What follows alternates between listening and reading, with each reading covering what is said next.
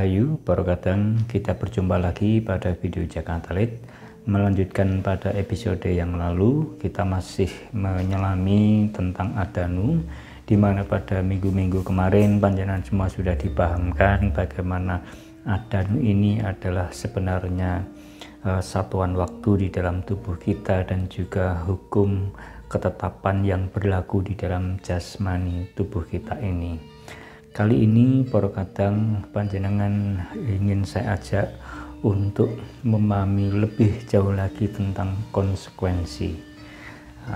Pada saat kita itu memahami tentang tubuh kita, tentu saja kita menjadi tahu banyak hal yang terjadi, banyak peristiwa yang terjadi di dalam tubuh kita. Tentu saja ini kalau kita bisa merasakan akan menumbuhkan rasa syukur kita di dalam kehidupan ini. Namun kalau kita itu abai, kalau kita itu lupa atau bahkan tidak memikirkan, kadangkala malah justru kita mendapatkan akibat-akibat yang mungkin kita juga tidak paham bagaimana hal itu bisa terjadi. Nah, pada video kali ini panjenengan semua ingin saya ajak mengerti, memahami, dan juga suatu saat kalau memang sudah terpahamkan semua, benar-benar kita menjadi memahami tanggung jawab kita. Pada kadang setiap organ itu memiliki usia yang produktif. Itulah mengapa Adanu ini bekerja di dalam tubuh kita. Setiap sel, setiap jaringan dan setiap organ kita itu memiliki usia, memiliki waktu di mana dia itu bertumbuh dan berproduksi. Dan di dalam Adanu pula bahwa sel, jaringan dan organ ini pun juga nantinya akan ditetapkan untuk berhenti, lalu diremajakan lagi, disiapkan lagi sel-sel baru, jaringan-jaringan baru untuk menggantinya. Dan ini terjadi secara alami yang mungkin kita sendiri juga tidak pernah memahami, tidak pernah memerintah, dan itu berlangsung secara alami. Tentu saja hal ini ada semacam perencanaan, ada semacam desain, ada semacam peristiwa, ada semacam pekerjaan yang telah berlangsung hari demi hari, waktu demi waktu hingga kita berusia atau berumur sampai pada saat ini. Tentu saja kejadian peristiwa itu segala sesuatunya atas kehendaknya, atas kehendak Sang Pencipta. Terkadang seluruh organ itu diatur secara sistematis dan bekerja secara disiplin. Itulah mengapa Adanu ini juga disebut sebagai hukum dan ketetapan. Sebab satu organ dengan organ yang lain itu sebenarnya mereka memiliki peran yang berbeda, namun ada di dalam satu tujuan. Oleh sebab itu satu dengan yang lainnya itu dirancang di dalam pekerjaan yang sistematis, ya. Antar organ, jaringan dan yang lain-lainnya itu bekerja secara disiplin. Artinya apa? Terkadang hal ini semua menggambarkan bagaimana mereka itu berdisiplin, taat dan patuh pada perintah, taat dan patuh pada peran, dan taat dan patuh pada kehendak Sang Pemilik atau Sang Penciptanya. Ini gambaran yang sangat luar biasa. Kadangkala peristiwa ini terjadi dari kecil hingga saat ini kita tidak pernah menyadarinya. Kita selalu disibukkan dengan kegiatan-kegiatan kita sendiri, lalu kadangkala kita itu justru abai, tidak pernah memperhatikan, tidak pernah mencoba mengamat-amati sejauh mana tubuh kita yang katanya bisa dilihat dan bisa disentuh ini.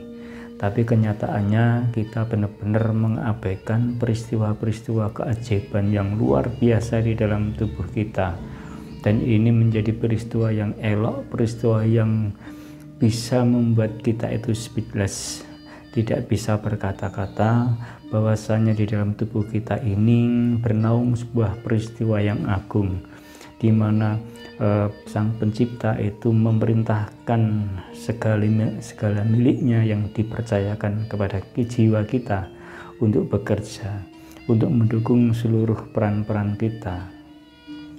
Jadi terkadang memahami Adanu ini semakin membuat kita menjadi dekat dengan Sang Pencipta. Bukan menjadi dekat untuk berpulang, tapi semakin dekat dengan pemahaman, semakin tebal dan semakin rimbun keimanan kita, sehingga kita itu menjadi manusia-manusia yang patuh, manusia-manusia yang taat dan berbakti.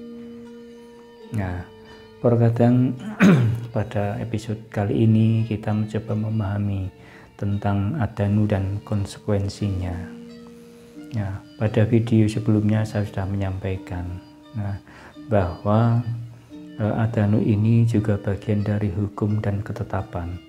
Maka jikalau hal ini sebagai hukum dan sudah ditetapkan, manakala kita sebagai manusia itu abai, kita lupa, bahkan malah justru sebaliknya kita itu malah justru merusak jasmani yang dipercayakan Sang Pencipta pada kita, maka yang terjadi kita mendapatkan konsekuensi yang akan sangat-sangat merugikan kita pada hubungan dengan Sang Pencipta. Ya, terkadang banyak contoh di dalam kehidupan sehari-hari kita yang menggambarkan bagaimana konsekuensi yang ada yang berkaitan dengan Adanu ini. Misalnya terkadang bahwa di setiap manusia itu memiliki batas maksimal untuk berpikir. Di dalam Jagat Talit sudah dipahamkan salah satu organ yang diberikan kepada kita sebagai piranti untuk berpikir yang namanya otak, ya. Itu memang berperan untuk berpikir, namun terkadang otak kita ini juga tidak bisa menjangkau segala sesuatu di hadapan kita, dan tentunya dengan otak yang sudah dipercayakan kepada kita itu memiliki keterbatasan, memiliki batasan-batasan yang sangat jelas. Pada saat kita sebagai manusia lalu kita terlalu memaksakan diri untuk berpikir, dan akhirnya pikiran kita itu menumpuk dan menjadi berat. Pikiran-pikiran itu akhirnya menjadi beban yang tidak bisa dielakkan.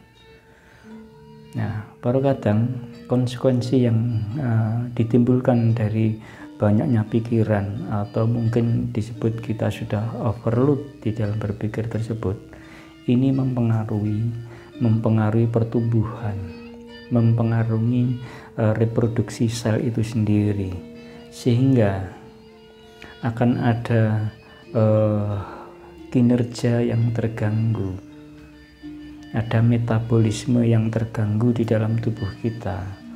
Ya, mungkin tanda-tanda itu bisa kita rasakan dengan adanya rasa-rasa sakit di bagian-bagian tertentu.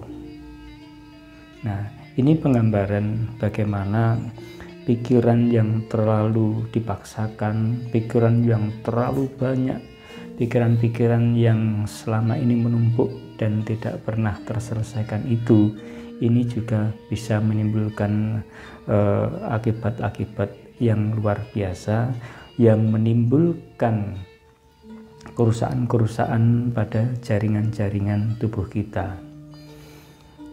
Orang mungkin bisa secara sederhana menggambarkan bagaimana seseorang atau manusia yang banyak pikiran itu akan mengalami proses cepat menua yang tidak bisa dielakkan berkatan, karena memang pikiran-pikiran itu memicu, mempengaruhi kinerja sel-sel kita, sehingga mungkin bisa dikatakan akan menjadi matang sebelum waktunya.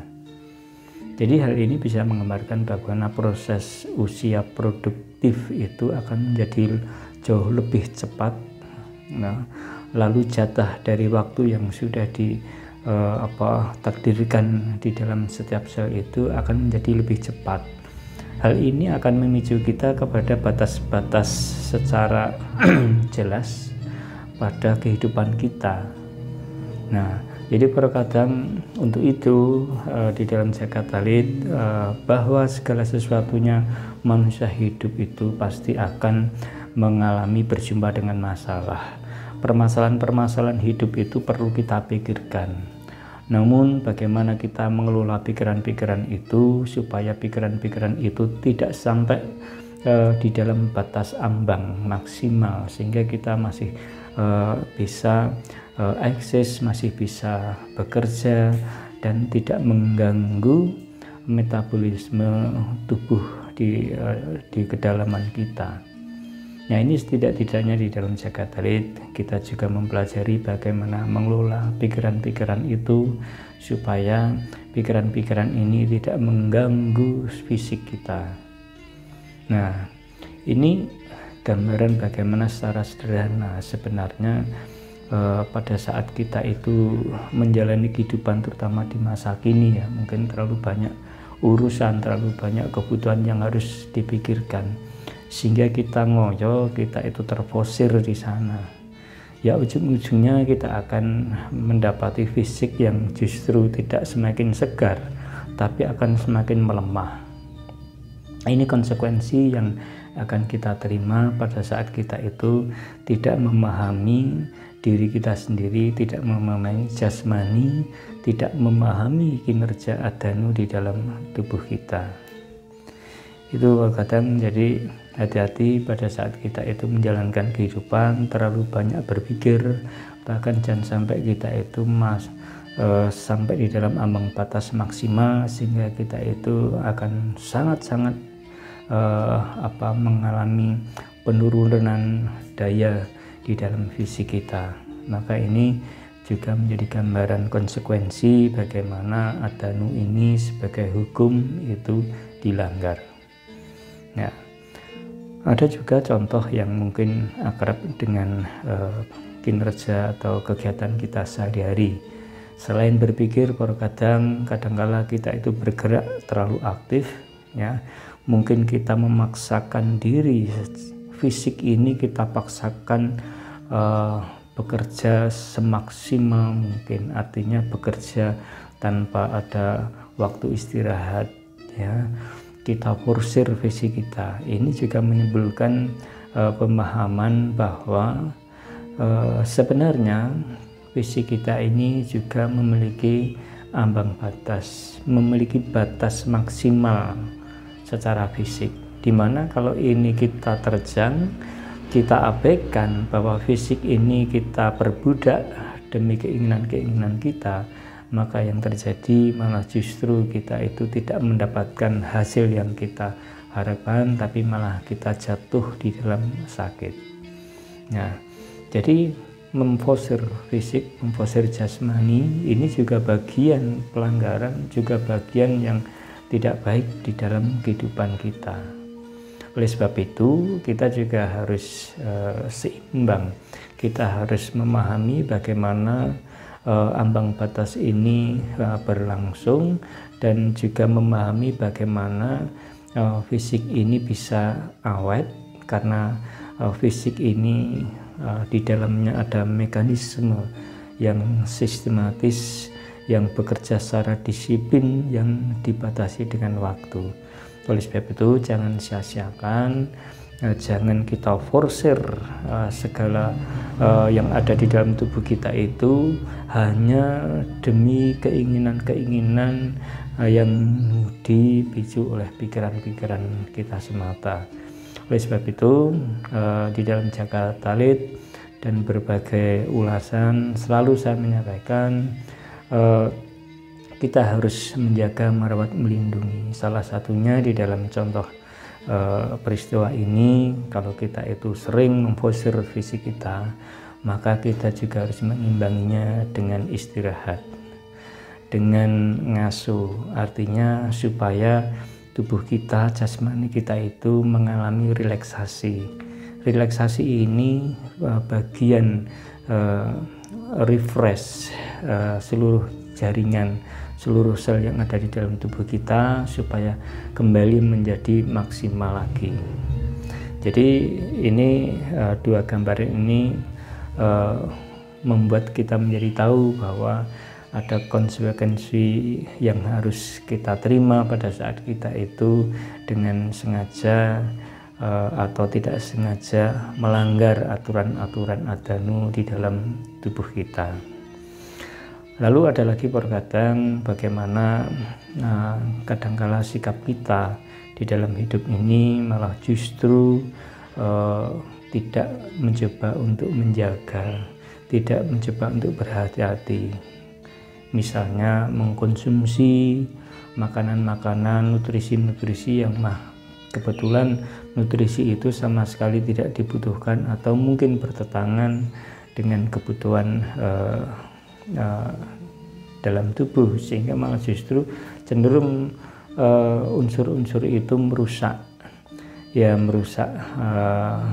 sel, merusak jaringan, dan yang parah lagi akan merusak fungsi-fungsi organ tersebut sehingga kita menjadi sakit dan tidak bisa melakukan perbuatan-perbuatan yang diharapkan.